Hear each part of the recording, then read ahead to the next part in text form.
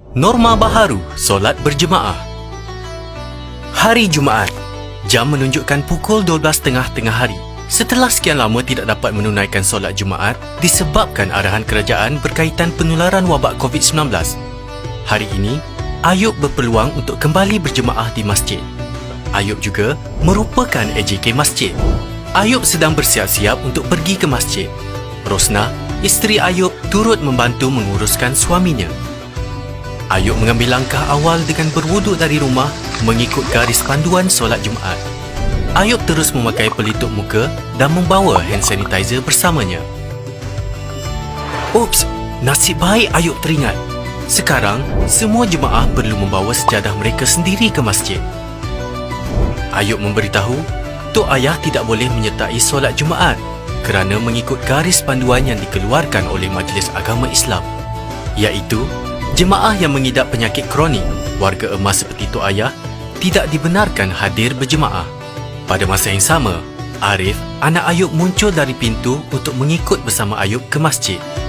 Ayub melarang anaknya daripada mengikutnya ke masjid kerana kanak-kanak di bawah umur tidak dibenarkan hadir berjemaah di masjid.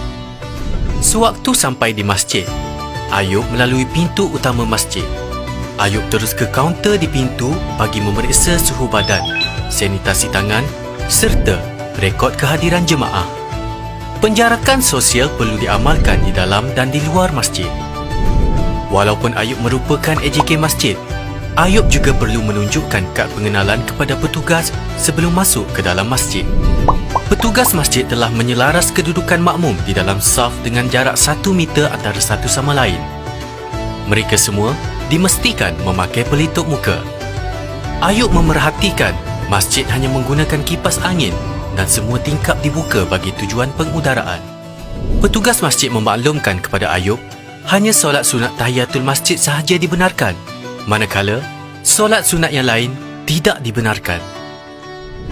Khutbah yang disampaikan oleh khatib bertugas pada hari ini juga ringkas dan solat Jumaat dapat ditunaikan dalam masa yang singkat. Ayub tidak bersalaman atau bersentuhan selepas habis solat Jumaat. Selepas selesai solat Jumaat, Ayub keluar dari masjid dengan tertib dan mengekalkan jarak 1 meter dengan jemaah yang lain. Ayub bersyukur kerana dapat menunaikan solat Jumaat dalam keadaan yang selamat. Pengurusan masjid perlu mengambil langkah-langkah pencegahan berikut. Pintu masjid dibuka hanya 1 jam sebelum azan dan ditutup selepas selesai doa dibacakan. Tidak membenarkan warga emas dan kanak-kanak bawah umur mengunjungi masjid sebab mereka adalah golongan berisiko. Memastikan jemaah membawa sejadah mereka sendiri.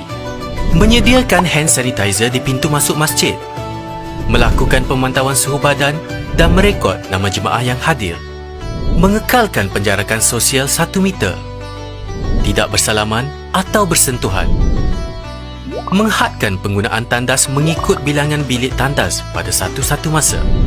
Memastikan tiada jemaah berkumpul setelah selesai solat sama ada di dalam atau di luar masjid. Dan akhir sekali, melaksanakan sanitasi masjid setiap kali sebelum dan selepas solat. Norma baharu dalam mengunjungi rumah ibadat yang dilalui oleh Ayub bukan sahaja untuk orang Islam. Kawan-kawan Ayub daripada pelbagai agama juga perlu mematuhi perkara yang sama apabila ke rumah ibadat masing-masing. Pada masa yang sama, pihak pengurusan rumah ibadat perlu mematuhi garis panduan yang ditetapkan oleh pihak berkuasa.